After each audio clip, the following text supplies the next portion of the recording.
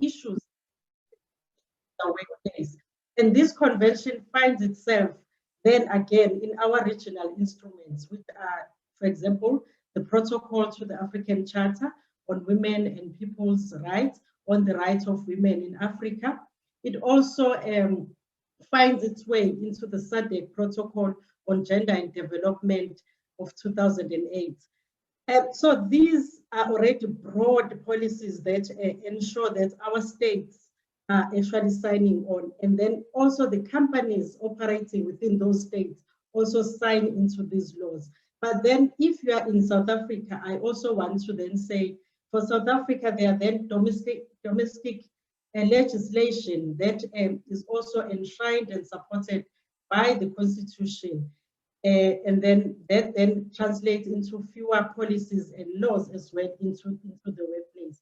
Can I go into those ones? And I'm going to dwell a bit on those so that I also speak more. So can I see slide number 3? Which, if you live in South Africa, you know that the Constitution of South Africa, number 108 of 1996, Section 9, states that everyone is equal before the law, and that everyone has the right to equal protection, benefits of the law.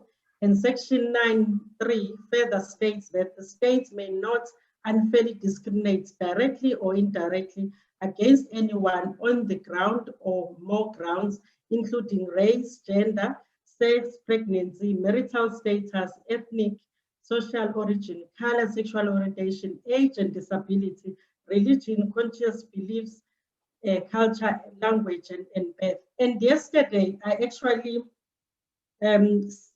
discovered that we are so obsessed with what we see. So if you were to look at the iceberg model, we are very obsessed with addressing sex, gender, and race because we see it. But these things are influenced by what is underneath the iceberg, which are your social beliefs, your culture, your religion, your how you form your social norms. And unfortunately, those are very difficult to legislate. That is why we always say we have a beautiful constitution, but it doesn't come to help us. We don't see the realization in our daily lives. It's because the constitution addresses what we see, but what is underneath really is unregulated. You can't really constitutionalize it into a point of realization, but it's a long walk of us getting there. So you find a policy like the Employment Equity Act, number 55 of 1998, which is well known for bringing in previously disadvantaged individuals into the workplace and ensuring that they are seated in places where previously they were not seated. But when they sit there and the iceberg underneath is not addressed, you find them shifting and moving to other spaces and even leaving the workplace altogether. You then get the Promotion of Equality and Prevention of Unfair Discrimination Act, number 4 of 2000, which is known as PEPUDA. This one specifically ensures that the grounds that are also listed on employment equity do not form part of any form of discrimination, but still, we still find that discrimination happens in the workplace. And then the basic conditions of employment, which regulates the hours, the pay, the equal work, and equal pay, but we still experience unequal pay. Labor Relations Act as well. And then finally, the broad Black economic empowerment, which also looks into placing previously disadvantaged individuals in spaces where they did not exist. So I was just doing the rundown into the policies of South Africa and globally and how they are supported, so that I remind each and every one of us that we are not being irrational. I don't know. Okay, I'll come just now. When we are asking to be seen and asking to be heard in the workplace, we have legislative frameworks that support our ask. We have legislative frameworks that support our ask to be seen. So I will end there and allow our all other speakers to speak and actually speak from lived experiences as well. I thank you all. Thank you so much, Sco, and thank you for laying the foundations and making it very clear that when we talk about, when we challenge the workplaces to dare to see us, there's a strong global and national foundation for the rights that we are demanding as women in the workplace. Thank you for unpacking all the different frameworks that can be used not only to demand those rights, but also to protect those rights. And the questions why we should be protecting those rights is the area that we're going to go into next. I have said that we have an amazing panel of women today, courageous women who are doing amazing work in terms of gender bias and women's inequality in the workplace. Our first speaker, if I can introduce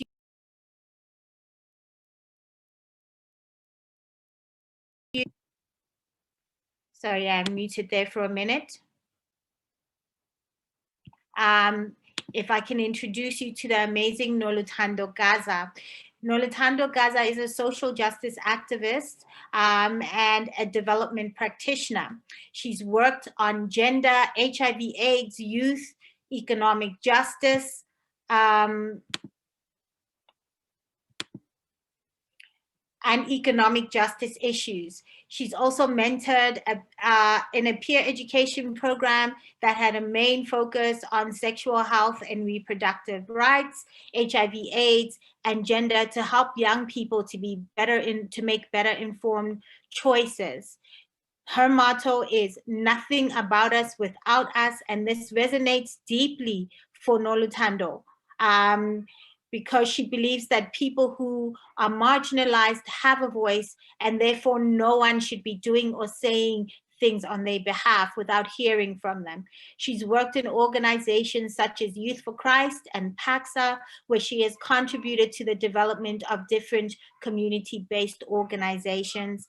She works currently at Ujamaa Center for Biblical and Theological Community Development and Research. So Noluthando will be speaking to us today, sharing her experience as a woman who is differently abled, and really talking to us about the value of collective action in order to challenge gender biases in the world of work. Noluthando, the floor is yours. Thank you so much, Ricky. Good evening, everybody. You know, when you hear people reading out your bio, sometimes you want to look at yourself and be like, who are they talking about? But anyway, my introduction for myself would be, as a person with a disability due to the albinism, it's always been a challenge, if I may say, that as a person with disability, it is a challenge to exist in the world, and makes it an even bigger challenge to exist in the workspace. And for that, many women have faced different types of abuse and violations in the workspace.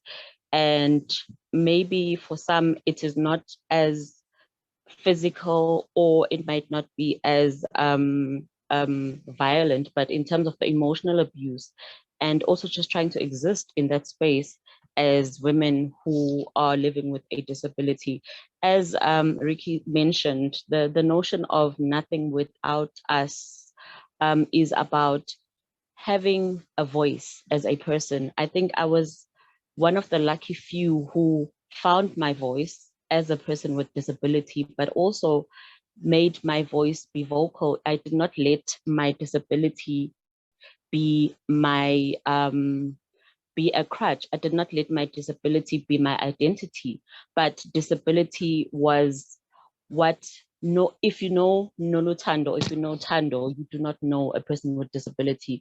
But many other women have faced discrimination in the workplace. Some have been emotionally abused. Some have been sexually violated for the purpose of securing employment.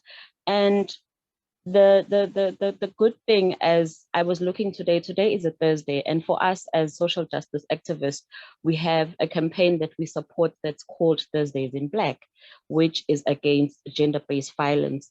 And in that campaign is whereby every Thursday, as people who are saying we are against gender-based violence or any sort of gender discrimination, we wear black as a sign of mourning to say, for as long as there shall be violence against women, violence against the marginalized, we shall mourn and we shall wear black as a sign of mourning to say, end the violence. We want to play an active role in ending the violence.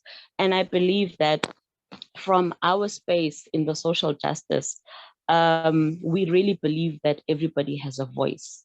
And I think it's very important that in the corporate space, women learn to come together. And because the first thing when somebody wants to talk to somebody, the first thing is if you come to report or have a case of violation, the first thing a person will always ask, what did you do? Which then in turn becomes secondary victimization. But that is not the case. We want to look at how can we as women come together in that space? How can we find a voice and stand together and go against this inequality of us just because of our gender? How can we come together and actually voice out some of these discriminations without being made to feel like we are being belittled for the little that we are trying to do? So the biggest encouragement I would say is that from us in the social justice space is that activism starts with you. You are the first point of call. You are the first person who is supposed to come up and find a safe space that you can speak your mind and find this and help another person. By sharing your story, you might be helping somebody else who might be in a similar situation. And by the two of you coming together starts a point of support, because that's the first most important thing, is support. And with that support, that is the first call of activism, standing against any form of injustice that is happening in the work world, in our spaces. So in the terms of employment, also looking at how do we face some of the injustices that are happening to us. I like that Usisi showed us some of these important policies that are here in South Africa. But unfortunately, the biggest challenge is that some of them are good on paper, but in terms of them actually being brought out is still a challenge. And that is where I believe that us as activists and corporate and different stakeholders can actually come together and state our case and fight against some of these policies to actually have an active role being played about them, not just being policies on paper, but being policies that are actually making sense and are being actually recognized and are actually being put to bed and being put to use for people to know that this is where I'm assisted. This is where I am helped legally, or in terms of policies. These are some of the policies that help to protect me and help to guide me. So I believe that in the different spaces that we are, there is so much that we can do. And I think the most important thing is that the coming together of us as women, and to turn the tide around by stopping this sense of looking down on each other, this sense of trying to be better than the other, but coming together and actually fighting the fight, because I believe that we all have the same fight. We all have the same end goal. And we can only achieve that if we come together as women. And from the aspect of disability, it's an even bigger burden for a disabled woman. But the first point of call is as a woman in our gender spaces. If we come together, then we can definitely make a difference. I'd like to stop there for now. Thank you so much, Ricky. Thank you so much for getting our discussion started, Noluthando, and for sharing the multiple experiences that women are facing in the workplace of gender bias, of discrimination, of violence, and what is necessary for each and every one of us as an individual to find the courage in order to respond, in order to seek justice for ourselves. I'm going to take us to our first session of Menti. For those of you who are not familiar with Menti, if you can open a browser on your smartphone, or if you can open a browser on your computer or iPad and go to the website www.menti.com. When you open that website, you will be asked for a code. And the code that we are using today is code 16984751. I'm going to put it into the chat. And when you put in that code, then you will be able to give your answer to the question that we're asking. So the first question we're asking you tonight is, what inspired you to join the session this evening? And we really like to encourage everybody to participate. It would be great if we have a full 22 submissions, however many of us are on the call. And for those of you on Facebook, you're also welcome to participate. Our code is 16984751. 4751. I hope I've got that right. I've typed it into the chat as well. It would really be wonderful to have some of the reflections coming up on what inspired people to join the session today. What is it that people are looking for? I am putting the address menti.com with an I, MENTI.com.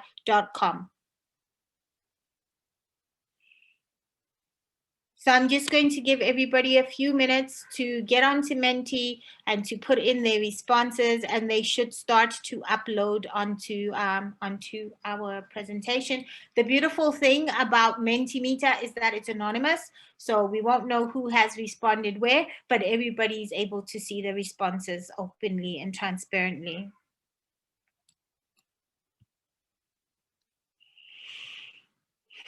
So while we're getting our responses up for the Mentimeter, the question is, what inspired you to join us today? I want to take the time to introduce our next speaker. Our next speaker is Lindelwa Matutu. And Lindelwa Matutu is the mother of a 9-year-old boy. She's I see even my little one screaming today. She's a former retail manager. And she studied for retail management at UNISA. She's the founder and director of an organization called Gather the Girls Africa that focuses on creating networks that work with professional women, organizations, companies, and other service providers who are passionate about women's matters. She's currently working as a freelance marketer for Shutter and Shooter publishers. Lindelwa is going to be with us tonight because she is sharing her story of the experiences in the workplace of gender bias and discrimination. She's sharing her story that shows why we cannot sit and simply wait on the legislative framework for our rights. Often what Noluthando was saying is that it is a big leap from the paper rights we have to actually receiving and achieving them. And Lindelwa's story really helps us to understand some of the challenges around that. Welcome, Lindelwa. Thank you, Ricky. Sorry, I'm so sorry. I had a struggle to go through. Can you hear me? Okay. I had a struggle to go through because I'm using the other device and it's not registered, so it's not going in, and that will allow my camera to zoom in. And this one, the camera is damaged. But I'm hoping and praying that my voice is so clear, as much as you do not see my face, but we can still connect and really imagine the face behind the voice. Thank you, Ricky, for inviting me on this session. It's gonna be a very first time to share this live with everyone, but I'm gonna make it as short as I can, as much as the story is so long because of the case. It hasn't closed yet, it's still going on, but I'm gonna share the stages that I had to go through and the reason for me to do what I'm doing with Gathered Girls, and also joining with women who are fighting for women and standing up for women and trying to find justice. My story started as this. He was my manager. He asked for a relationship. I refused. He started making my working condition very difficult, being moved from store to store that are not making money, which is I did achieve those stores. He changed his language of speaking with me and being using the improper language that is not accepted at work. For as an example, it was when I asked him how he is doing, because he will, it's someone that I report to him every Mondays and Fridays and doing reports. So on Monday he comes and I ask, how are you doing? And he says, are you gonna help me? When I'm asking for what, and he tells me that he's aroused when he looks at me. I stopped right there, never asked him how he's doing again. My questions and answers will be short to cut any conversation with him that's not related to my work. That's where everything changed and my work became so difficult. I reported the matter as I was not coping anymore. Because this is my regional manager, and my general managers said he didn't touch me. If he didn't touch me, it is not sexual harassment. But I pursue doing the grievance. When I did my grievance, they didn't respond immediately, as there's 5 days for grievance. I called the office of the regional and asked what is happening with the grievance, because the HR also doesn't know about it. And he says, oh, I thought you guys have made up and you both dropped cases, because after when I reported this, he also did a counter charge sheet for me that for performance. But the grievance had to sit first, and it said there was evidence, a lot of evidence of what he was doing. One of them was warnings that I was getting that they were countersigned, which was crime, and I didn't even see those warnings. And he admitted that he did them in the office and not on my presence, which that is like pure crime. Like, why would you do that? And the grievance, but his case that he charged me proceeded. When I complained again about that, I was then moved to a different region where I worked with another colleague. The abuse was even extreme because I was physically abused on that. I was beaten at work. I did another grievance, which was also ignored 2 weeks after I was dismissed.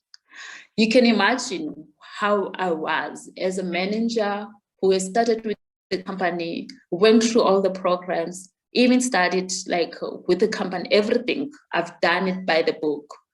So it was challenging to see all these being ignored, and the company that I've trusted, the company that I grew in it, and I've done everything, HR, all the courses that I needed to do to be a manager. I then was dismissed, and on my dismissal, the chairperson asked me when I took the case to CCMA. I met him, he came, he says, if you change your story and leave the sexual harassment and I will speak with them to reinstate you. I said, what is that? What do you call that? Am I dismissed because of being vocal about sexual harassment that happened? And he says, it's your choice. I said, I was angry, and I said to him, do you have girls? Wait a minute, do you have girls? And what are you going to explain to your girls if they have been sexual harassed at work? Are you going to tell them to do the very same thing that you're telling me? And he ran away, he left. One event that I left on this, when I went to the HR actually ran away from me, like ran. Seeing a white woman who's over almost 60 running away, it was such a shock to me. But those are the failures of the people that I've trusted around me, and they failed me. Going forward, I filed the case to CCMA. CCMA didn't accept the case, but the papers disappeared. I filed it again. And this time, sorry, can you spell me? Sorry. This time the case was filed, but Pick n Pay took it out of CCMA without my knowledge. And again, something was odd that they allowed it, only to find out on a later stage that the company had no right to do that. Only I can do that. But nevertheless, it went through. We said on the grievance, not on a grievance, on arbitration, which didn't take place because of the commissioner was actually asking me, advising me to take the settlement that the company is bringing, not to pursue the case, because I'm gonna lose my livelihood, I'm gonna lose my car, and apparently the property that I've let the company that, look, I'm buying this property because of 1 and 2 and 3. As the manager or the senior manager that was that time, that there was sort of help that the company could help me with, that I was asking for. So she's telling me about all this, and I'm surprised, how do you know that? But you shouldn't be concerned about that. This is sexual harassment, and I'm a woman. You should be sticking with me, because I'm not the first woman in this company that experienced this. And it's even worse. I'm the manager. What example am I setting? What standard am I setting? And how many women have to go through again and again for sexual harassment? And she says to me, if I'm allowed, Ricky, to say, because Daisy Manzana was the chairperson in application. She was the commissioner, and I trusted her. She was in around 50s when I look at her, and I saw a mom. And I was disappointed to hear her saying that there is no hope for sexual harassment. There is no help that I can get. And if I pursue this case, it's gonna take so many years. And by the time I get to the conclusion of it, I'll be like, I won't be having all these things that I'm having. And I, with a brave face that I don't know where did I get it, but the voice was shaking. I said, it's okay. I've worked for them. I'll work for them again. Daisy dismissed the case because she says she doesn't approve of the person that was representing me, which was a union member from Shosholoza. He says he's not registered with the Shosholoza, and the guy was registered. They just proved that with the current lawyers that I'm using, that the person was registered, and the commissioner had no right to do that. I took the case to Wits, but first I did private lawyers, which after 3 months, they will come to me and say, oh, please drop this case, take the settlement. They're actually giving you a settlement. Take it. I'm like, I'm not taking any settlement. There's so much wrong that went through. Let me tell you, like, during that moment, I've lost, I was so depressed in so much that I've lost even the speech. You know, if I were to record myself, what I'm saying, it will be like a small boy who's like, I've lost the language completely. I wouldn't hear myself when I'm talking, and whatever that I've said, it will be something that didn't make sense. That's how much depression has affected me through this case. Going forward, I filed with the Wits, and Wits took the case. When Wits took the case, we were still having a chance to respond to Daisy Manzana on her decision, but they chose to stay with it and not to do anything until we had no time. By the time they filed their papers, it was late, and they filed them to court. So everything started to lapse from there, and the court says, I'm late, keep saying I'm late, the papers were late. And 4 years after, the court says the case, the company wins because of the case was filed late. And Wits couldn't have a reason for filing my papers late. So I took the case to Sonke Justice, and Sonke helped me. As actually now case is Ricky that is helping me with the case. So the case is still now, we're in high court. We're doing appeal again. So this is okay. Not only that I've used Sonke, I've tried also other revenues, like going to social justice. But I'm sorry to say that also nothing good has came from social justice. I'm still pending. I'm still waiting for them to respond or communicate with me and tell me the whereabouts, because they told me that my case is actually difficult. They actually taking the case to the regional office, or I don't know, the higher people, because it's complicated.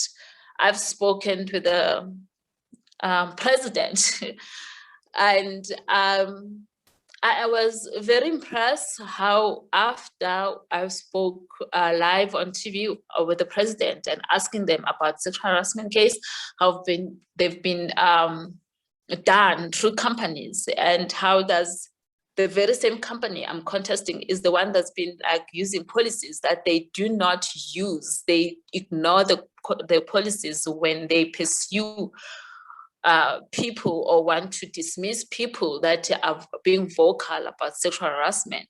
So there's a lot of things that I've went through that I feel like the justice on these cases and the lawyers are not loyal.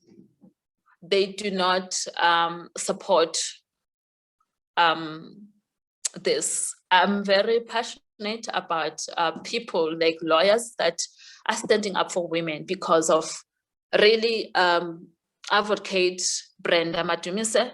He's been standing with me, and she's not like really wavering or like being scared of anything. She said she will do whatever it takes, because so much injustice has happened in this case, and it cannot happen. And this should be the last time. I loved this company. I've worked with my heart for it. It is painful to see how they responded to this case. And it's a fail. It's a big disappointment. And I'm very, very hurt. And I don't want this to happen to any woman. Thank you, Ricky. Thank you so much for sharing your story, Lindelwa. And I see that there's a lot of supportive messages in the chat.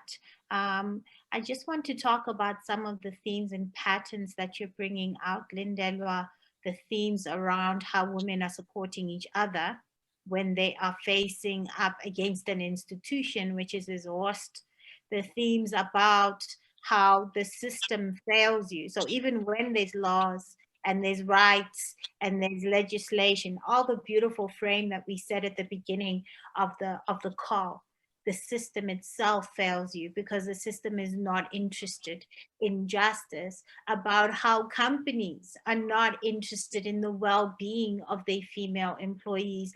They would rather not have to deal with these issues. So many themes that are coming through this story.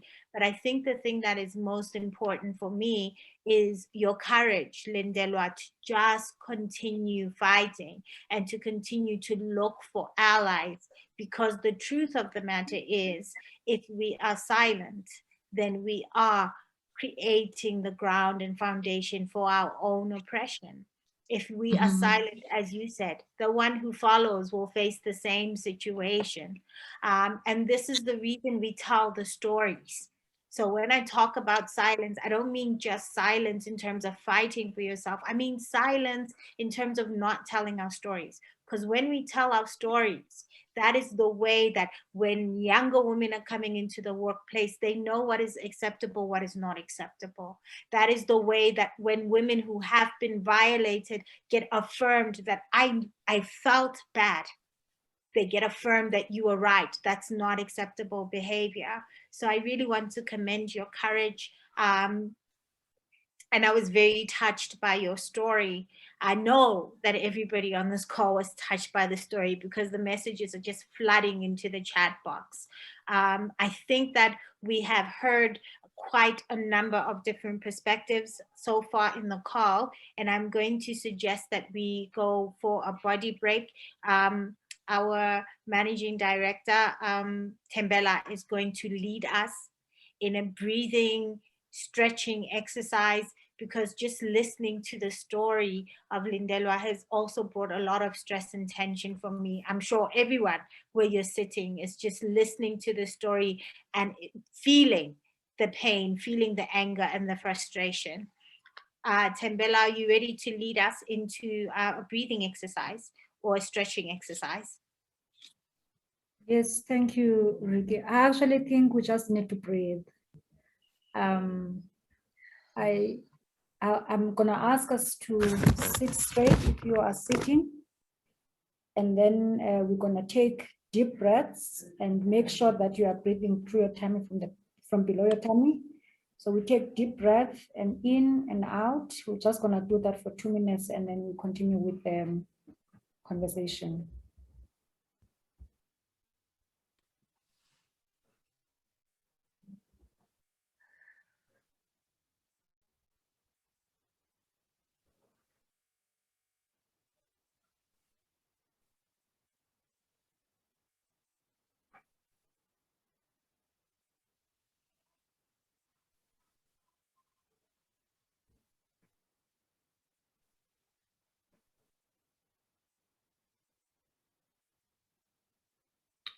I would encourage you to continue doing that. Yeah, I hope that helps, because what we've just had here is just a heartbreaking story, and we can continue holding Lindelwa with us. And yeah, thank you, Ricky. Thank you so much, Thembela, in leading us through that breathing exercise. I am going to ask for our Mentimeter slides to come back up. First of all, just to reflect on what brought many of us onto the call. And then we're also going to take this opportunity to go into our second Mentimeter question for the day. You know, when we look at some of the reasons that people came onto the call, it's because they want to empower women and educate men. They're interested in efforts to evolve humanity's primitive social structure, getting more information on what is happening, a curiosity and wanting to understand what other women are facing and how they've overcome some of these gender-imposed struggles, seeking solutions and ways to navigate the workspace and find support from other women and learning from other networks. One of the women has put, as young women who doesn't have much work-related experience, I thought it would be a good idea to join such a space to learn how gender bias impacts women in the workplace. So we've started off on a really deep note. We've started off on a deep note talking about the lived human impacts of gender bias in the workplace and talking about how the workplace lives within a social structure as well, a social structure that everything that is set up to give us the protections that we're told we have does not always provide us the protections that we have. So we want to take you to our second Mentimeter question for the evening. I know myself, having listened to Lindelwa's story, I am angry. I would like to find out what can be done about it. But Lindelwa, even in her story, talks about how all the different institutions that should have been helping were unable to help. From the union structures, they were locked out of assistance. From the social justice structures, they haven't been able to find a way to help. And this really leads us back to the discussion we had at the beginning of the session with Noluthando, when she was saying that it's important for women in the workplace to find ways to organize. So the key question that we want to ask you today is, what would inspire you as a woman in the workplace? What would inspire you as an employee in any context to participate in collective action with other women?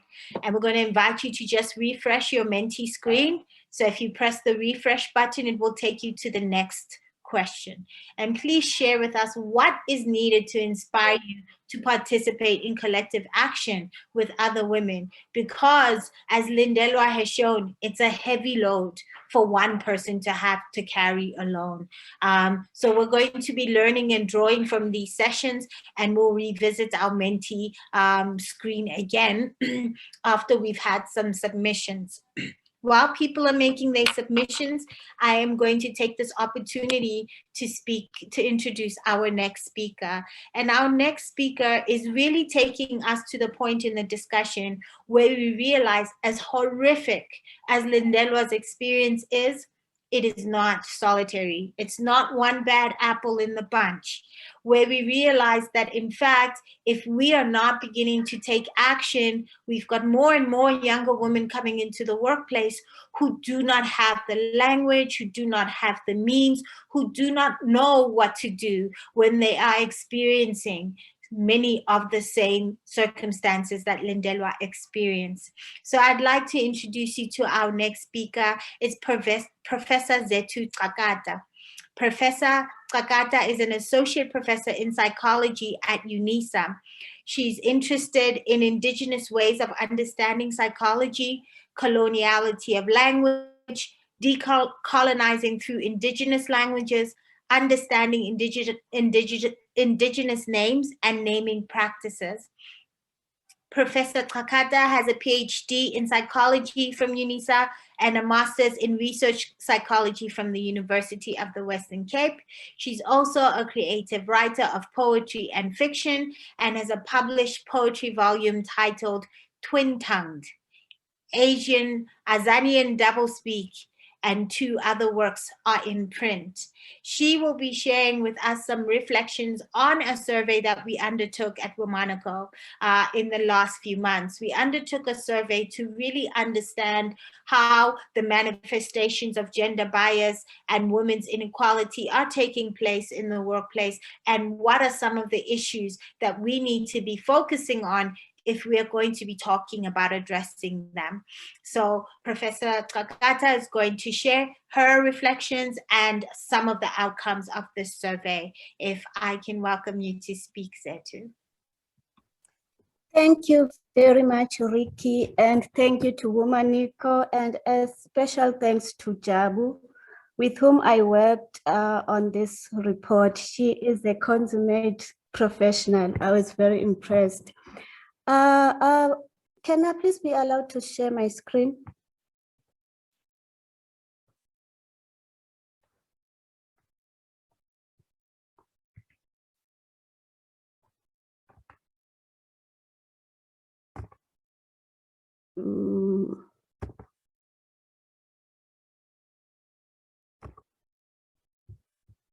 Thank you.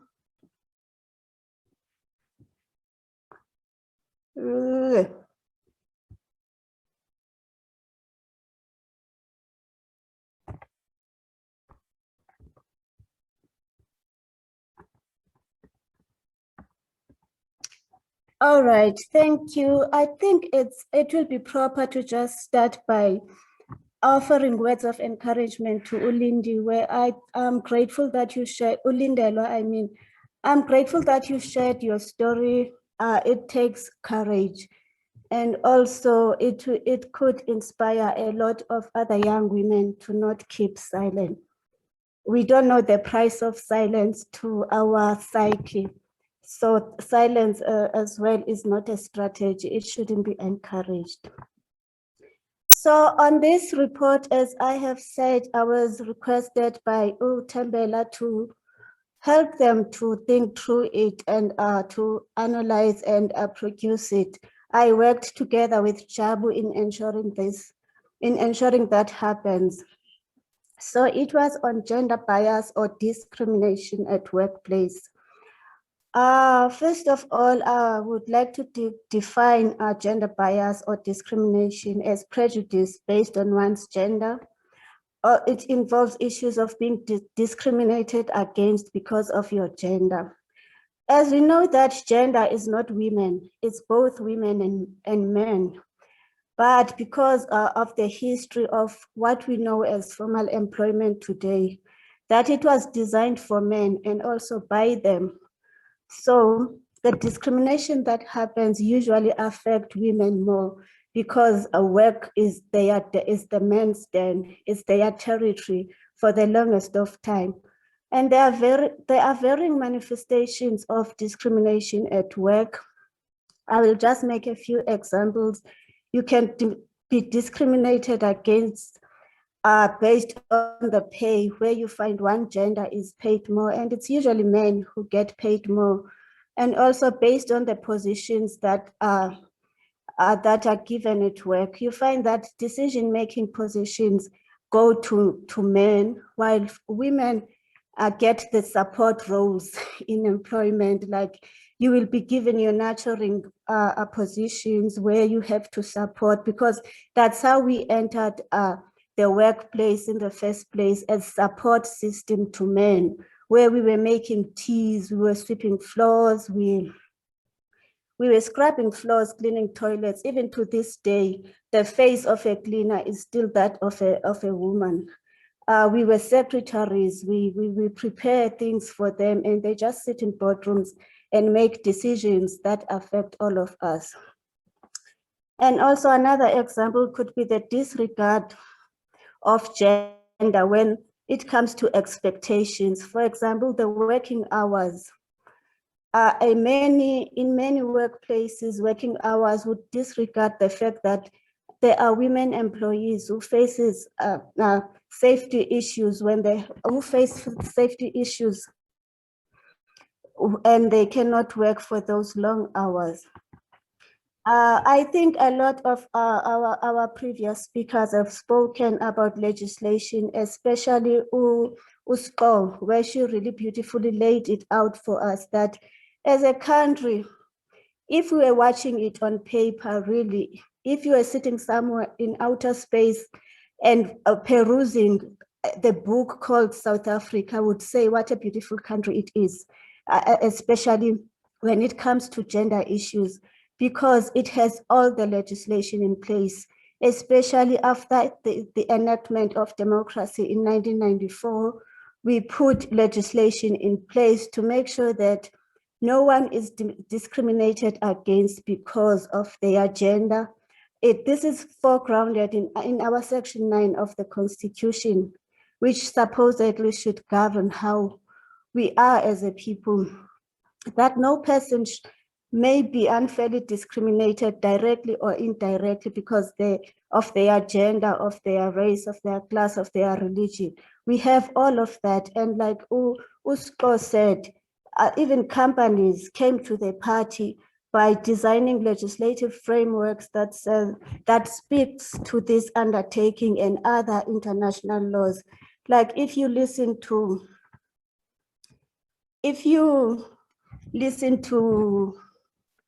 government people, when they speak on gender, they will tell us that we are signatories into many international laws that were highlighted by Usko.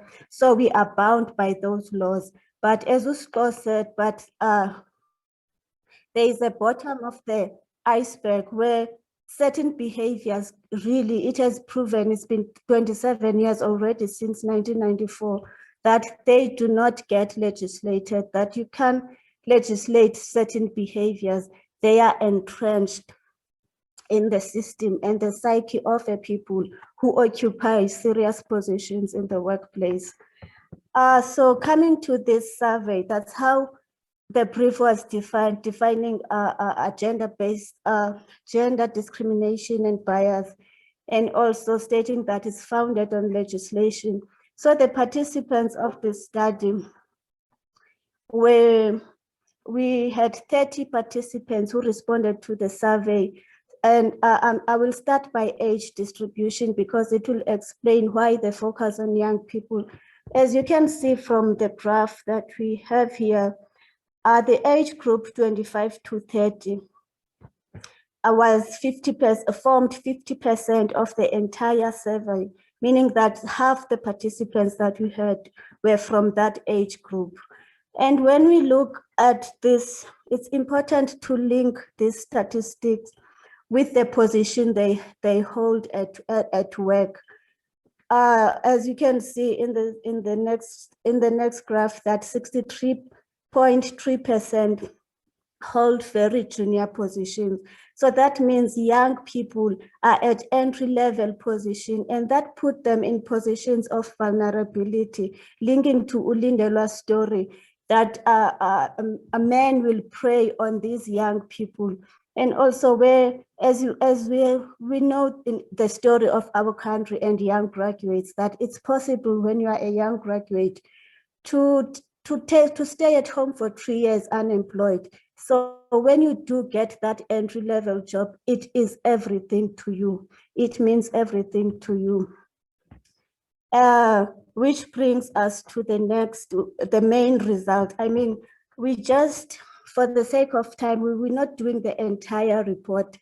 We have, in the report, I'm sure Utambeluzo are available in some ways.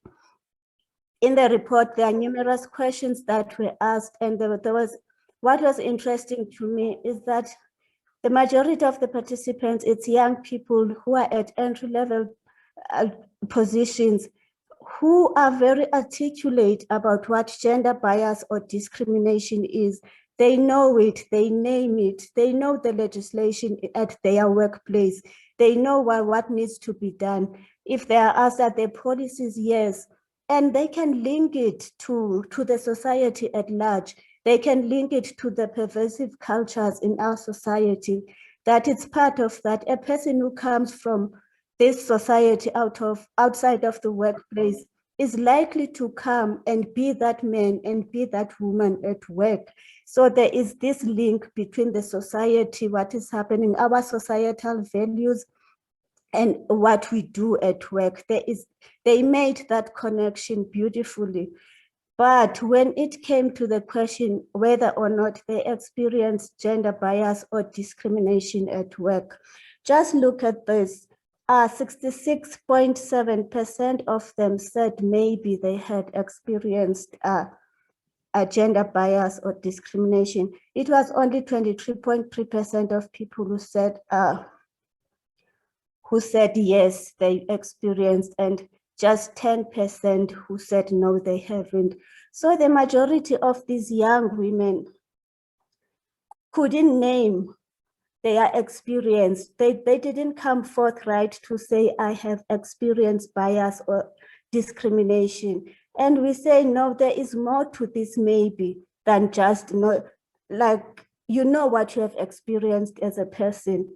I know that I've experienced hunger. You know when you have experienced discomfort. You know when you have experienced a violation. So why don't you name it? What is it that is so silencing about an experience of gender bias and discrimination at the workplace? I'm sure we get the hints from the story of Lindelwa, the brutalization you go through after you have been violated, which is just saddening. So what is the cost of knowing your experience? Which is the saddest part really of it. There is a cost of knowing your experience and not wanting to know it. And also pretending not to know it is also a cost. So there is really no win, because it's a cost to your mental health. Like Lindelwa was saying, Kuti, she lost her voice, literally. The kind of depression she experienced was so deadly that she couldn't even speak. She sounded like a young voice, she said. So that is the cost of knowing your experience, even if you're not doing anything about it. So maybe it's a defense mechanism to say maybe it was bias or maybe it was not. There's also a cost of verbalizing your experience. What do you become at work when you say, I have been violated, I have been discriminated against, or this particular experience is actually, this is done to me because of my gender? What is the cost of speaking up? And also the cost of owning your experience, because once you know, once you verbalize, you start owning. A part of you wants to take action, but what is the cost of that action? Like Lindelwa has been told to, I'm sorry, Lindelwa, I'm sorry I didn't ask for your permission to draw parallels with your story, but it's, I'm actually, it fits perfectly to the results of the study. I'm trying to say that these surveys are not just figures, but there is a human experience behind it. So what is the cost to young women of owning your experience? Like most of these young women who were interviewed were saying they know of the legislation at their workplace, but some they would not report if they had to experience gender discrimination or evaluation. So what do you stand to lose? There are many stories, there are many, I'm sure we have seen it on media, on different platforms of social media. There are so many stories of what young people have lost when they have owned their experience of being violated at work, especially in a country like ours, where upward mobility is really very important. We are still emerging from years and years of inequality. So there are things we wouldn't want to lose, but at what cost? At what cost to our mental health? Like Utembela always reminds us that even though the focus here is on young people, but this happens to older women as well. And also this silencing effect of being violated, that I can't name it. You are in a senior position, but yet still your tongue is tied when you experience these things. So what is it that we need to do as people, especially people, men and women in senior positions? What is it that we need to do to ensure that young people at entry-level positions are mentored, not sexually groomed?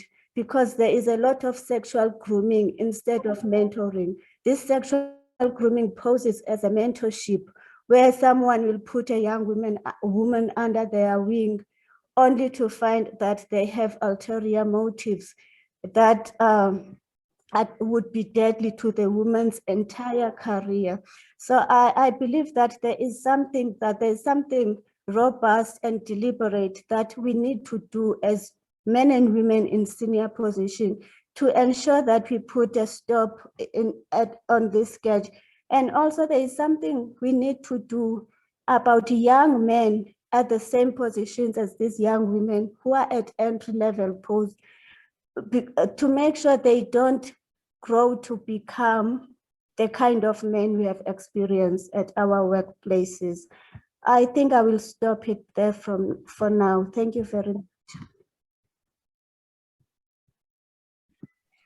Thank you so much for sharing the findings of the survey, Zethu, and for really showing that the stories that we have heard tonight are the stories of many, many women. You know, I was touched by the line you said that our responsibility is to mentor and not to sexually groom young entrants into the workplace. And it reminds me that even now in my professional career, there's a journey and life that I have walked, and these are experiences I have had. I find it hard to believe that at one point or another, many of the women who are in this room with us, many of the women who are watching on Facebook haven't had these experiences. And that's why it's important for us really to begin to think about what we can do about it. Now that I'm 20 years older, now that my daughter is finishing school and getting ready to prepare for the workplace, I'm very concerned about her finding the same situation that I found when I entered the workplace as a young woman. So thank you for sharing that. I'm wondering if our tech team can please get our Menti back up for us, and let's just see some of the responses as to why it is what is needed to inspire us to take collective action.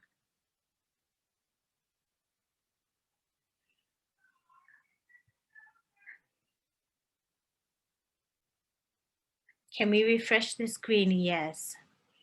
So some of the responses that we've gotten is to know that collective action will lead to change. That's right. Nobody wants to be invested in the high costs if we're not going to see results. And that's a lot of what I'm seeing on the screen, to see change in our workspaces. What is needed to inspire is for companies to be open and transparent with respect to these kinds of matters that affect women. So really breaking that silence culture is what is needed. Building power from within, connectedness, fighting for what is right, and bridging spaces. What would inspire others is to lay a foundation for other women to know that they can work with others and that they have the best interest at heart. Yes, it was raised earlier. It was raised by Noluthando. It was raised again in Lindelwa's story, the importance of how we show up for each other as women. And we can't begin to talk about collective action if we are not showing each other support. And let me just read one last submission: creating spaces of talking, acting, and expressing artistic exhibitions on women's journeys from a point of courage. Courage has to be shown consciously, sharing how collective support, either as supporting act or a lived experience, is healing together. And I really like that submission, because when we do the work that we do at WomaNiko, we often say seeing is believing. And, you know, with the stories that we tell, what we have is stories that affirm our experiences. But we really now want to do the work that converts those experiences into successful change and intervention.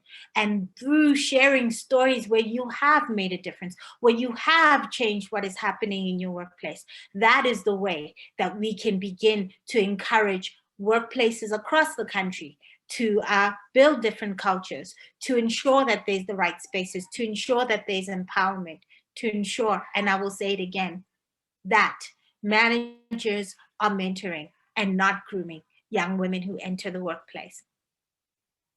I am going to take us to our last speaker of the evening. And our last speaker is really building off of the energy of that last mentee, that energy of I can buy into collective action if I can be sure that something is going to happen. And if I can introduce you to my friend, someone who I have immense respect for, someone who has been doing amazing work on issues of gender-based violence, amazing work on the issues of gender equality in the workplace. So Dr. Mzi Nduna is a gender specialist, an author, an educator, a researcher, a trainer, and a scholar. Did I mention she's my friend? Mzi has 25 years of work experience and currently works as an associate professor at the University of Witwatersrand. Mzi is an esteemed South African with affiliations to a variety of academic and civil society organizations, movements, and initiatives. Mzi is the founder of Dr. Mzi Consultancy, and their work is underpinned by a philosophy to bridge the gap between science and practice. Mzi is the CWENA 2020 Socialpreneur of the Year, 2017 Businesswoman of the Year finalist in education category, 2017 Queen Majoji Award for her contribution to education and community development. And I know that there's a new one that's coming up just now as well, which we're all rooting for her to win. She has served in the South African government, in civil society. She has served on the National Prevention Task Team for SANEC and the 2020 National Technical Reference Team on legal review of discriminatory laws. Mzi is going to talk to us about what are the options? What can we do? What can we do differently? Because we're not just in this space to lament. We're in this space to look at how we build. You're welcome, Mzi. Thank you very much, Ricky. Thank you, my friend. And I'm really honored to be amongst this esteemed panel this evening. I know some of the women in the panel, and I'm glad to see some familiar names also on the participants list. And good evening to all our viewers on Facebook. We're very happy that you've joined us. So I've been asked to take this conversation to a different angle, where we talk about what we could do to come, with some kind of solutions or to get around the challenges that we experience as women in the workplace. Now, there are so many things that we can do and that we need to do. I'm not going to talk about everything here, but I just want to start off by talking about something that I picked up earlier on when Lindelwa was sharing her story. This is not about Lindelwa, what I'm going to say. It's about all of us as women. And I'm going to suggest to all of us, one of the first things we need to do is to mind our language. It's very important that we mind our language when we talk about our experiences as women. So why do I say this? I say this because we know that how we speak about our experiences as women is very important in terms of how people are going to experience our pain and how people are going to respond to our stories. So, for example, in narrating her story, Lindelwa kept saying, then I was charged, then I was harassed, then I was beaten, then I was. So factually, all that she's saying is correct. But what we need to think about is the fact that she talks as if this was done to her and actually takes away the responsibility from the perpetrator. And this is how most women talk about their experiences. Instead of saying, then he charged me, then he proposed me, then I said no, then he persisted, then I said no, then he found a charge and created this charge, then my supervisor did this, then the prosecutor did this, then the CMA. Things don't get done to us. People do things, and we need to be able to talk about their actions as their actions. So when you say, then I was beaten up at work, like we're talking as if something came and then beat you up. No. There is a man who came and they beat you up. So we need to be able to talk about those things. And across, can we please mind our language and make sure that we attribute responsibility to the people who wrong us, that they should know that they've wronged us and they should take responsibility for that. And the second one, which I also picked up from that conversation, is, again, this relates to all of us as women and as survivors of workplace violence. And it's very important that we begin to interrogate our assumptions about men, masculinity, toxicity. Because, for example, in her story, Lindelwa tells us that she experienced this at the CCMA, and in her frustration, she then asked the commissioner at the CCMA, "Are you asking me to drop, the element of sexual harassment on my case? Do you have girls?" And that's that question is asked because we are making assumptions about the relationship between sexism, toxicity, masculinity in the workplace and people's domestic lives. And we know that it is not the father of boys who harass people.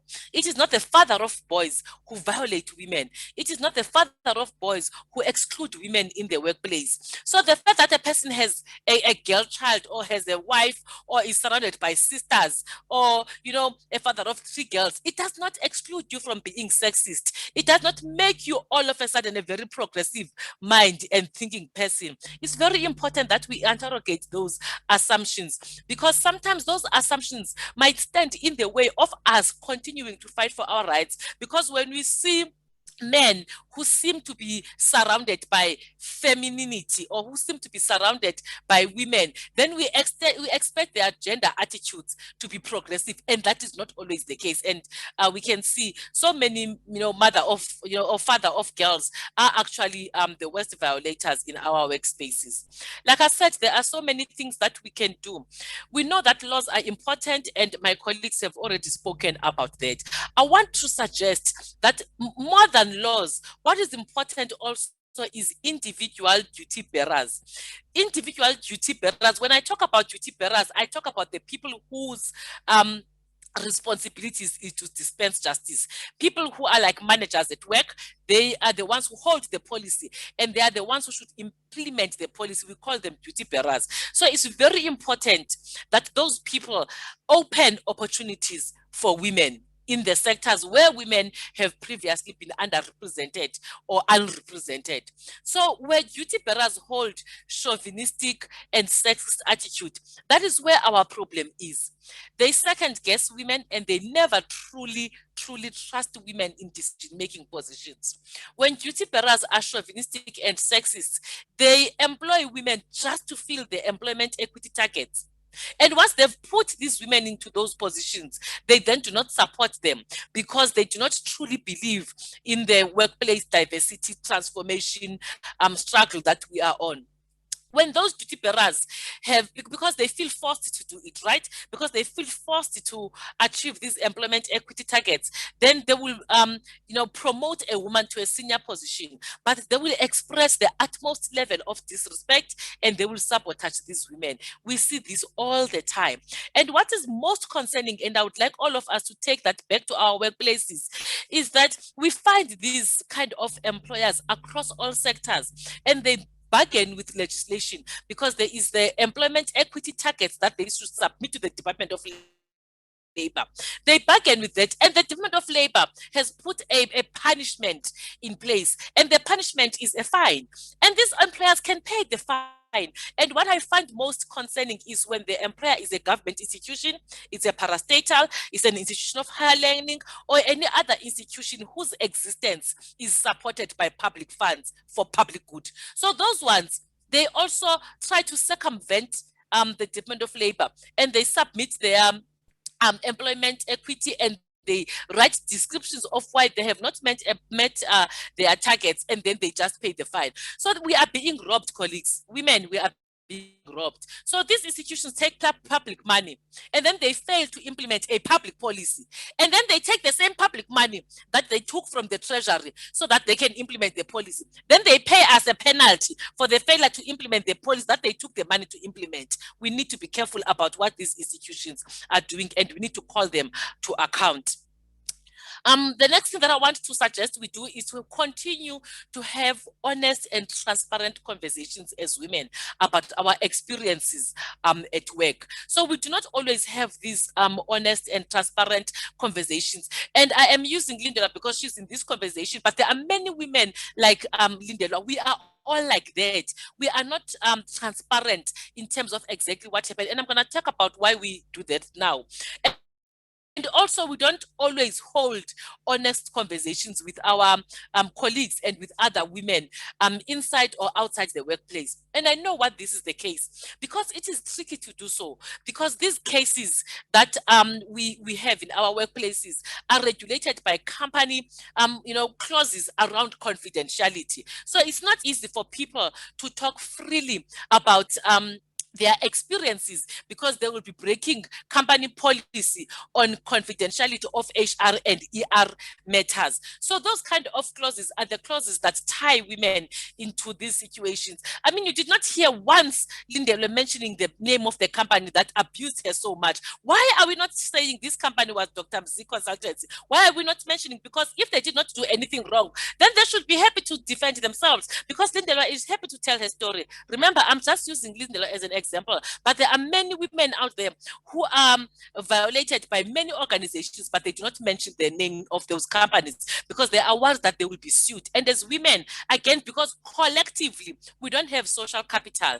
By social capital, I mean, we don't have the kind of finance that I needed to go through a court case and hire lawyers. We also don't have access to pro bono lawyers. We don't have people who want to take our cases because our cases are not big enough. So we struggle to even get pro bono because sometimes lawyers who do that are looking for cases that are going to make them shine. And even though they are doing it for free for you, it should make, it should boost their name so that they get the one that pays. So it's very tricky for us. Also, the other reason why it gets very tricky for women to share their experiences honestly and transparently is because women are groomed for many, many, many years from the word go. We are groomed to a point where we believe that some of the things that are said about us to put us down are actually true. So gaslighting is something that happens in our families, it happens at school, it happens at college and university, it happens in the workplace. I mean, by the time you get to the workplace, you already believe that you're not a good speaker, because they've been telling you all this time. So when there's opportunities for someone to speak on behalf of this company, a man will speak.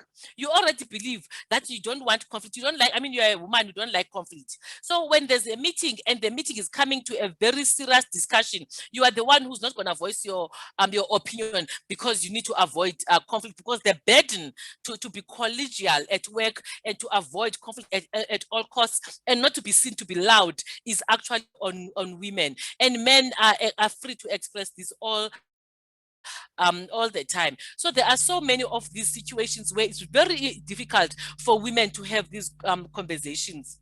Whilst we all applaud the legislation and we're very happy about legislation, one of the things that I've found about legislation is that it assumes that discrimination against women is on an individual basis. And I'm going to give you an example about that.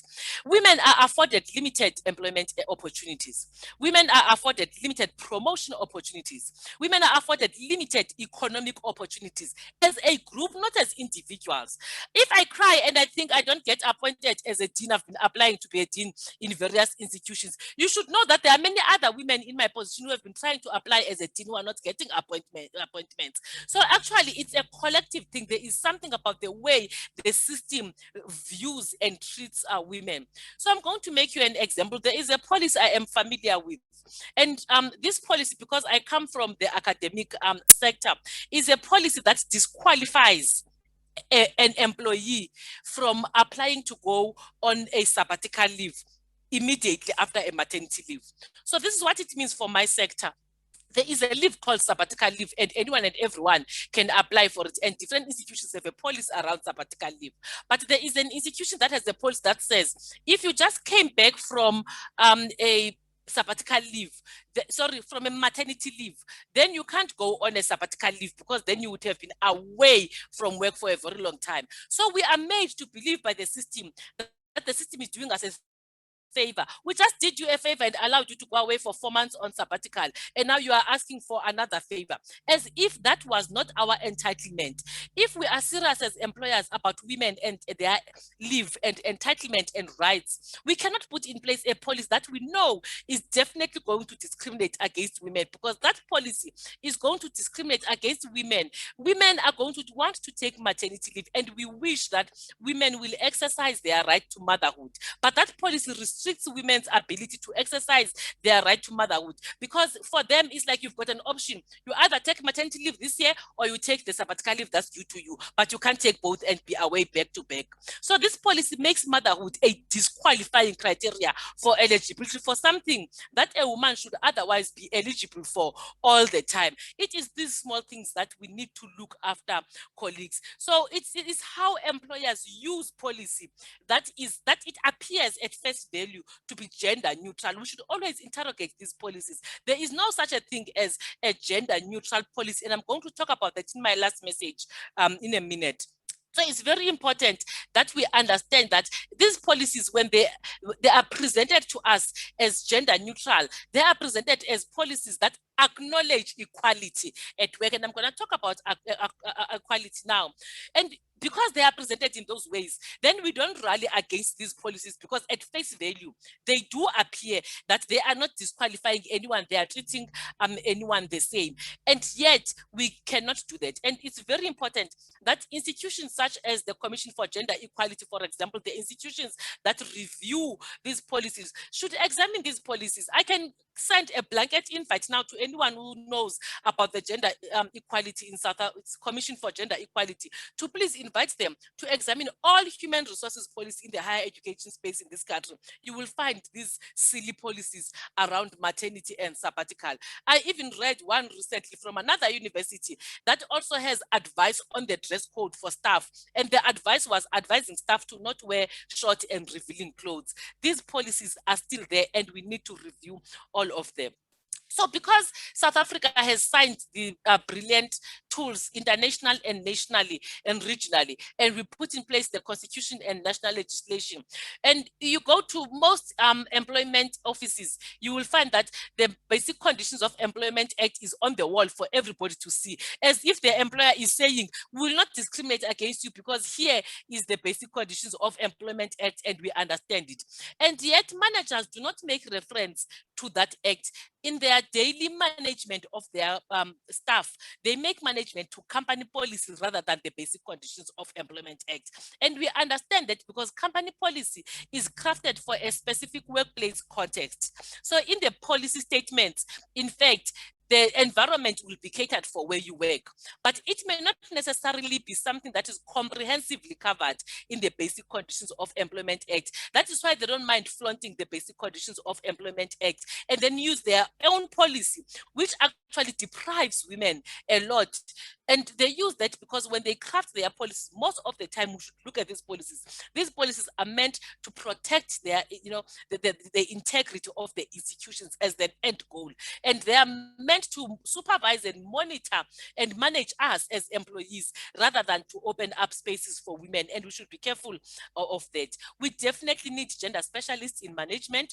We need gender specialists to be supported. Once we put a gender specialist colleagues and comrades, we should not imagine that everything is sorted because we now have the feminists in management, because the lives of the women in these boardrooms are not easy. We need to be able to support our gender specialists and our feminists who are in management, because we are too familiar with the executive rhetoric of managers who always publicly declare that they support gender transformation, but then they do not do anything about it. To say it is very different from doing it. So let's not stop when we hear a manager saying, I support gender equality. Let's ask then, what are you doing to demonstrate that you support gender equality? Because to say something and do something, these are very different things. One of the things that I would like us to suggest we focus on is the difference between gender equality and gender equity. It's very important that if we want to advance equal treatment of men and women, we focus on equity first. Equality is the goal. That's where we want to get at. It is not the process that's going to get us there. It is promoting equity that is going to get us to the goal. So I am saying this because when we work with the concepts of equity, we are also acknowledging that females are biologically different from males. Yes, whilst that should not be the basis for discrimination, it certainly is the basis for differential treatment. I'm going to give 4 examples and then keep quiet. So, you know, there is now there is the campaign for free sanitary pads at schools for young people, for adolescents, and all of that. That is very good. It demonstrates that we need to treat men, females, and males differently. We are not now going to be asked for equality of boys and girls, because if we're talking about equality, then boys will have to get something also in lieu of sanitary pads. And I've had women who say that. I don't understand how we say those things, that, oh, when we go to schools and give girls sanitary pads, maybe we should also bring stationery for boys because they should get something. But we're biologically different. Boys don't need sanitary pads. And if you say, let's give stationery to boys, then give stationery to girls as well. We know that only women will experience the labor of birth. Yes, the parental leave that has been introduced in the workplace allows for both men and women to take parental leave. But we know that, in fact, labor of birth, we know taking contraceptives, we know experiencing a miscarriage, we know having an abortion will physically happen to a woman's body, and how you will react and the kind of support that you will need from your employer is different from someone who is applying for leave because their partner has experienced this. No man needs to take leave half a day or once a day every month to go and collect contraceptives, and yet women will need that. Only women will breastfeed, colleagues, we know that, and deal with the stairs in the malls or at work when they need to breastfeed their babies. So it's those physiological changes that we should not lose sight of. When people living with HIV were forced and coerced into sterilization in this country, we did not hear that men received this equal treatment. We heard that it was women who were forced and coerced into sterilization in this country. So we did not see any equal treatment. No gynecologist or midwife said, oh, when we are sterilizing the woman in the labor ward, can we please bring the partners to this woman also to receive the same treatment? So we should not be held sabotaged by this rhetoric of equal treatment for men and women. Thank you very much. I'm sure that was a lot, but there's a lot more. Next time we're going to share more. Thank you. Hi, I have been thoroughly schooled. I've been sitting here saying, yes, yes, yes. So many wonderful insights, Mzi, and just thinking about so many of the things that you said, right? The importance of actually the language that we use and making sure that we attribute the violence we experience to the perpetrators. Just that alone, the importance of interrogating our own assumptions as women about men and masculine identities, the importance of making sure we have the spaces and we're making the spaces in order to be able to have open and transparent conversations about our experiences. So many amazing things that you have raised. I think the gunner for me is that equality is the goal and equity is the process, and really holding the complexity of it's both. It's not either or. So thank you so much for your insightful thoughts about what it is that can be done. We're going to have about 10 minutes where we can have a discussion with contributions from participants in our face group, in our face group live, as well as participants from the Zoom room. So I'm going to invite participants from the Zoom room to please raise their hands if they want to make a contribution. And I'm going to kick off the contributions from the Facebook Live with this contribution and question that we got. And the question is there anything that can be done as we go back into the workspace after the forced break because of lockdown? There are many people who have had time to reflect on some of these experiences and to find action to support positive change in upholding their balance. So this is really talking about what opportunities have been opened up for us around the COVID context to ensure that we're maintaining the balance that we generated in the COVID, to ensure that we are not forced to break some of the balance that we have been able to build in the COVID context as women, as we now return to the workspace. So I'm not sure which of our panelists would be suitable to answer this. I'm going to take a guess that it's in the region of Score and Mzi. So either of you, if you could answer the question.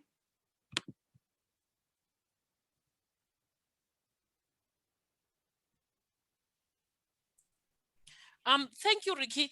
So my attempt at answering the question would be to say that there is a saying, I just don't get the quote directly, but it's about power.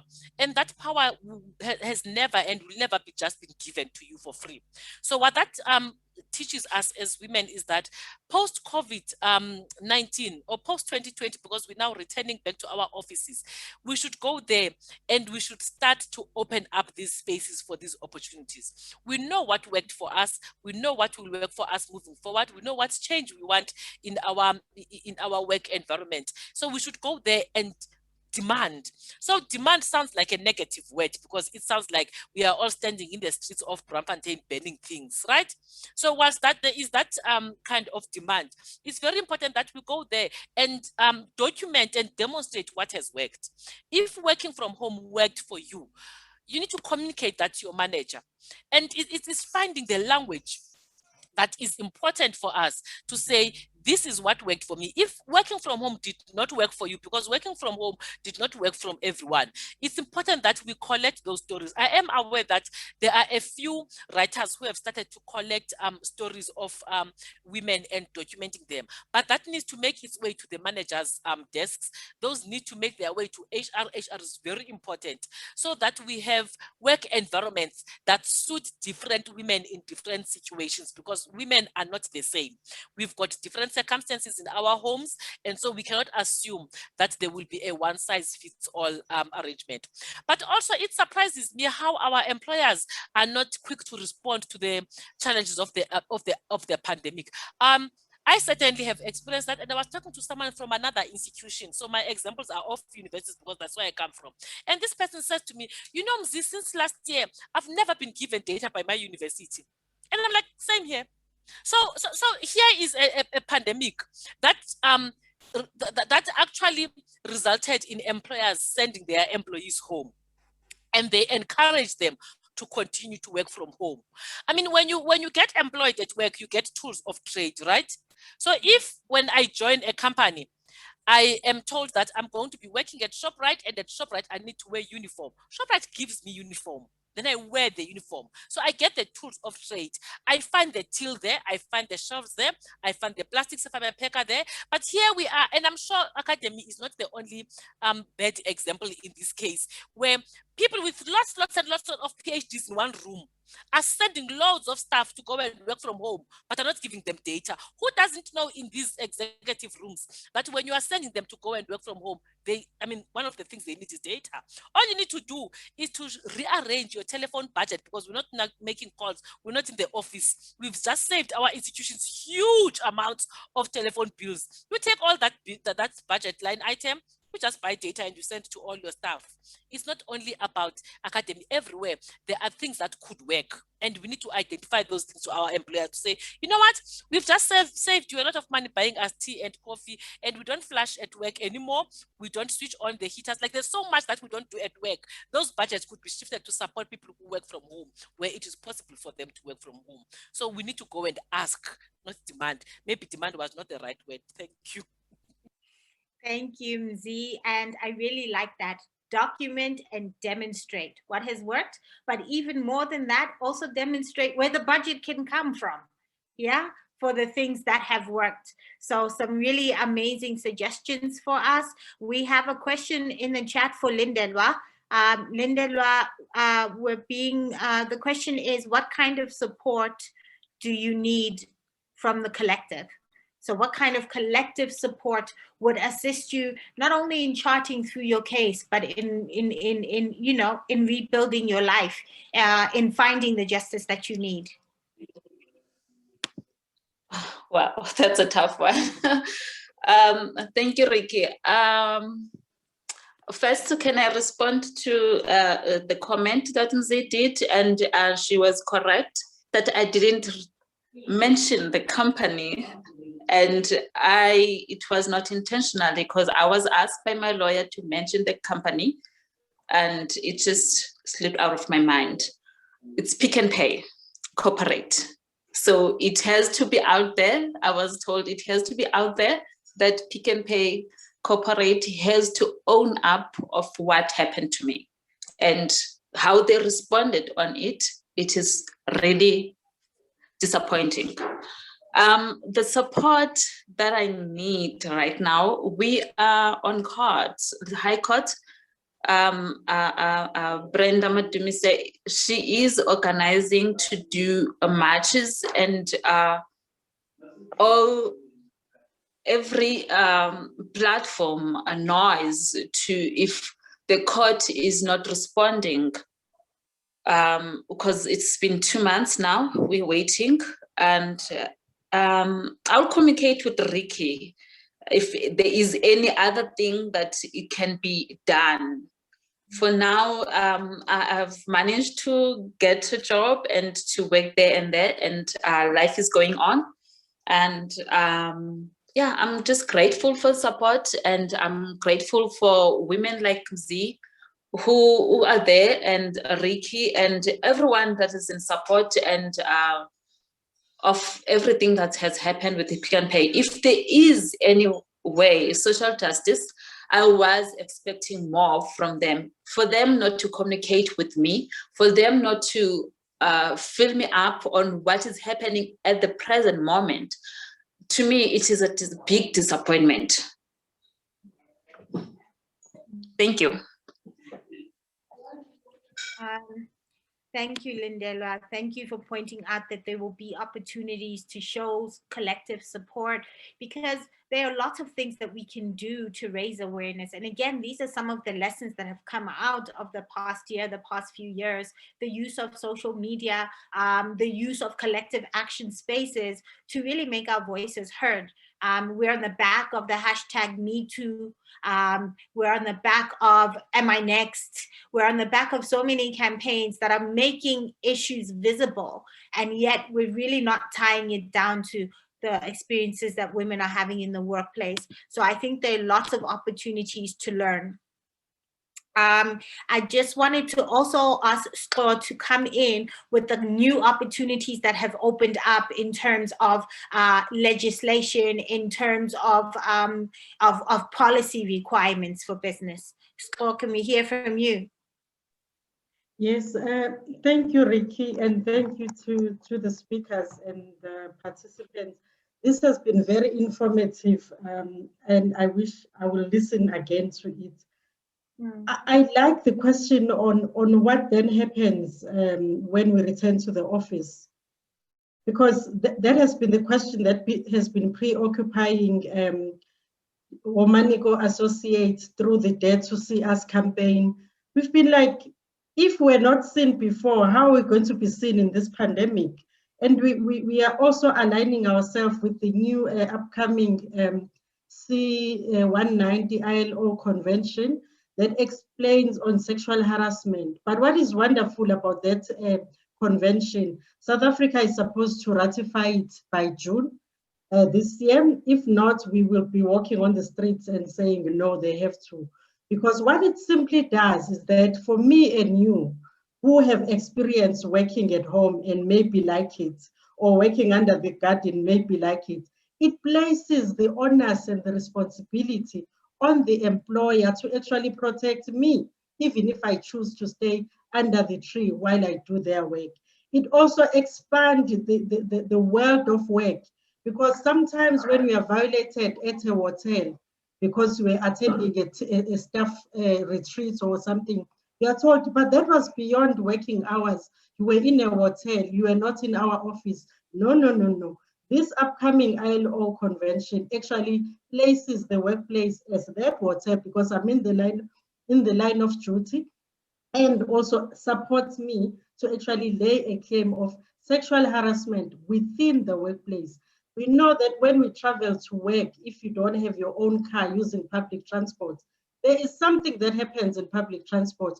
Your employer is actually now going to be obligated to ensure that you don't travel on public transport that expose you to sexual harassment. So this is a beautiful thing that is coming up, but we must be very ready to ensure that this time around it works. As we know, as Prof Zethu said earlier on, that if you read a chapter about South Africa, you will want to move to South Africa. But those who live in South Africa want to move out of South Africa because of our experiences and how the laws and policies are not protecting us. So the duty bearer becomes each and every person. I like Prof Mzi when she says the duty bearers are actually our day-to-day supervisors. It doesn't have to be the MD of the company. It is that person that monitors your work every day. They become the duty bearer in this instance. So I really like how this conversation is going, and encourage all of us to be aware and support each other. Thank you. Thank you so much. So I just want to give an opportunity for Zethu to also come in and just share some reflections as we're closing off the discussion, particularly just in the light of what our survey is showing us, that young women are struggling to find their voice, are struggling to find the language in order to articulate what their needs are and in order to articulate their experiences.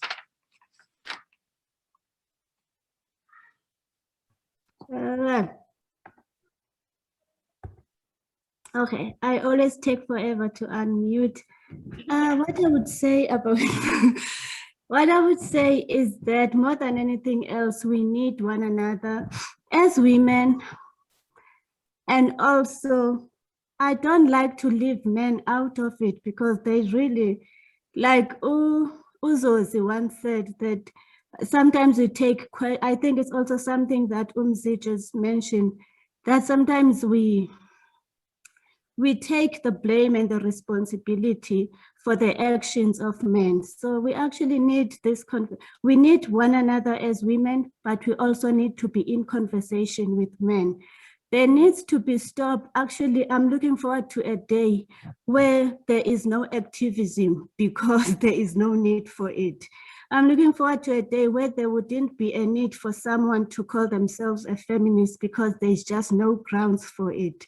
So that will start by us really be, especially I like to score that as office bearers, as also as people in positions of power, to make sure that the legislation that is there works for us and to move beyond its limitation even. So we need to be active and attentive at all times. We need to be even more attentive when there are young women in our midst, and also when there are young men, because they need to be groomed differently. They need to be groomed for life. We need to create spaces that are for life, are for living.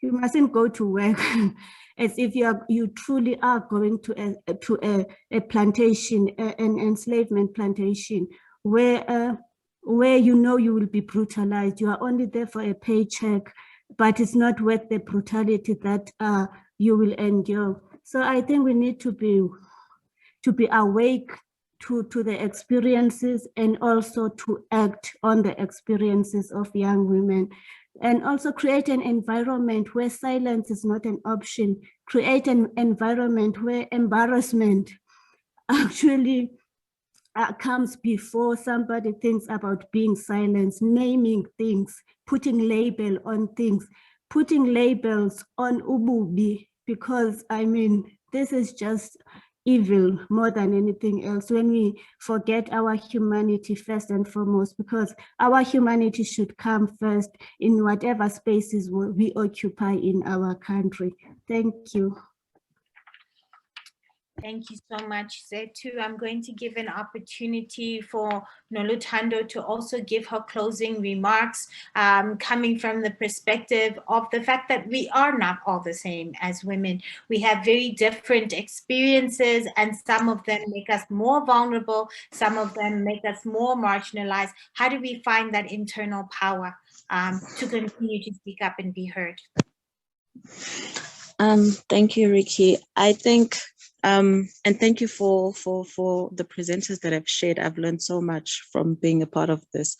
I believe that it goes back to, I think one of the biggest thing that's been resonating is that that power from within yourself, you need to own it and not be afraid of what you need to say to the world. You do have a voice, and no matter how small it might seem at the time, but you do have a voice, and that voice needs to be heard. And even if nobody stands with you at that corner, but the fact that you've started speaking your mind and speaking to a voice that needs to be heard, somebody somewhere will actually resonate with what you have to say. So I believe it starts with you speaking your mind and having that voice. And I believe we all have a voice that needs to come out, and we all have a story to share. Thank you so much.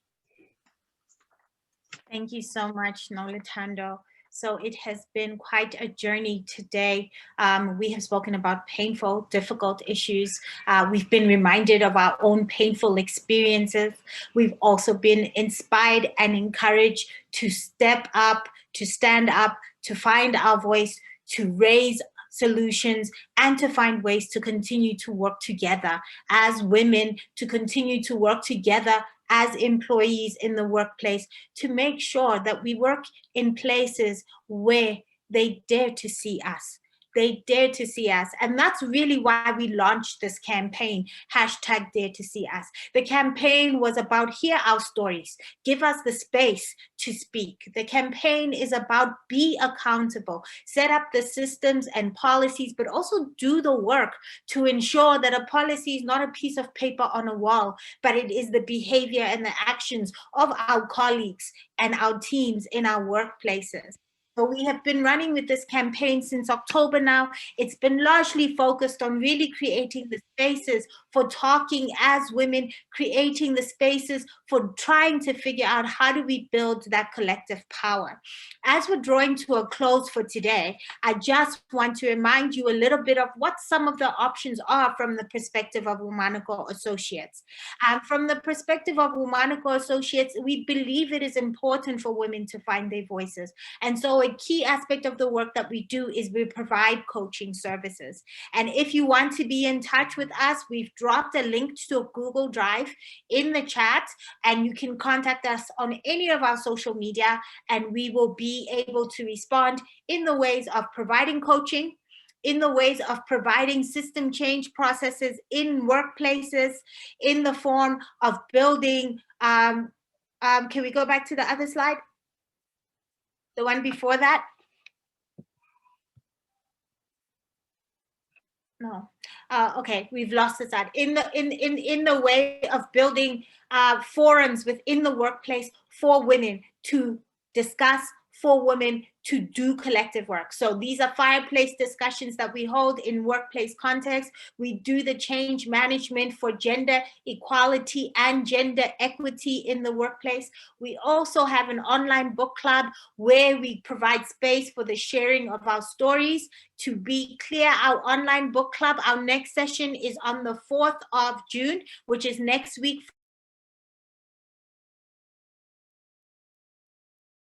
Instagram, we meet for 30 minutes, we share stories, we reflect on the meaning coming out of those stories.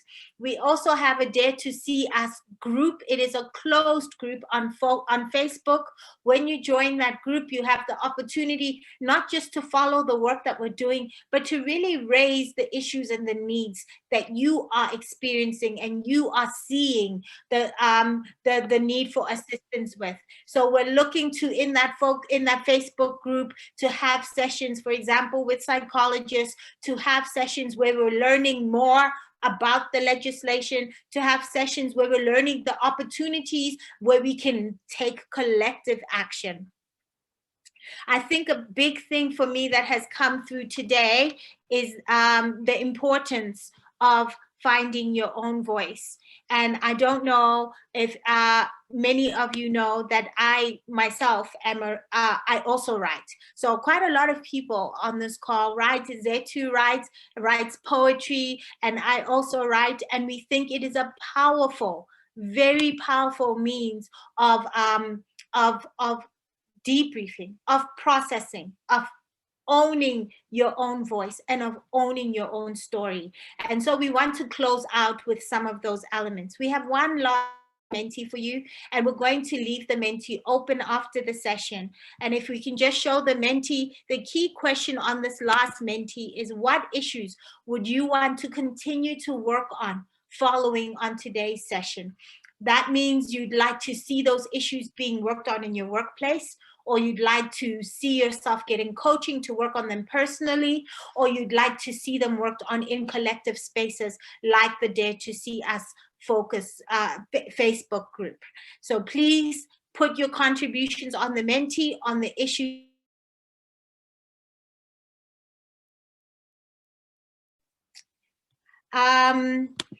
I think I have covered everything. I do stand to be reminded. I've covered the Google Drive, the link to the Google Drive, which is in our chat session. And there you will find our presentation with some of the documents, some quotations from our survey, and information on how to purchase our storybook. And as I said, when we do the online book club, we're reading from our storybook and we're taking up new stories that are coming in. The last thing I would like to leave you with as we close out today is a poem that I wrote myself. And I really would like to dedicate this poem to the amazing work that, to the amazing work and the amazing journey that Lindelwa has walked, and to every woman who still has so much work to do for themselves. And it's a very short poem, and it goes like this. Write yourself a love letter, a love note to remember who you have always been, a word to renew what society has worn away, stained, faded, torn even, a script to replace everything lost, broken, and discarded, so you can be whole again and laugh with your feet and smile with your fingers. Every piece of you in place. And with this poem, we want to encourage you to take the time tonight to write yourself a love letter, to write yourself a note on your story, to begin to find the language on what is working for you and what you can be asking for.